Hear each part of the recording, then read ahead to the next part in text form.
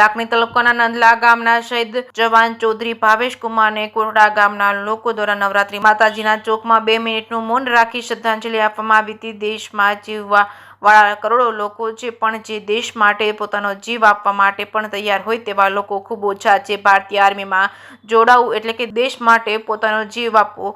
વાવ થરાદ જિલ્લાનો એક યુવાન દેશ માટે શહીદ થયો હતો। શહીદ જવાન ચૌધરી ભાવેશ કુમારને સમસ્ત વાવ થરાદ અને બનાસકાંઠા જિલ્લાના લોકોની અશ્રુભીની શ્રદ્ધાંજલિ આપી હતી। તેમનો પાર્થિવ દેહ ગામમાં આવ્યો ત્યારે આખું ગામ હિપકે ચડ્યું હતું। લાખણી તાલુકાના નંદલાલ ગામના શહીદ જવાન ચૌધરી ભાવેશ કુમારે કોટડા ગામના લોકો દ્વારા પણ મૌન રાખી શ્રદ્ધાંજલિ આપવામાં આવી હતી। વીર શહીદ ભાવેશ કુમારના પરિવાર ઉપર પરમ કૃપાળુ પરમાત્મા અને ગૌ માતા દુઃખ સહન કરવાની શક્તિ આપે તેવી પ્રાર્થના કરવામાં આવી હતી। કોટડા ગામમાં દશેરાના ગરબામાં પધારેલા ભાવિ ભક્તોએ ગરબા પહેલા મૌન પાળી શહીદ ભાવેશ કુમારને શ્રદ્ધાંજલિ આપી હતી। જે કે સિંહ ગુજરાતી સાથે મહાદેવ પ્રજાપતિ, લાખણી।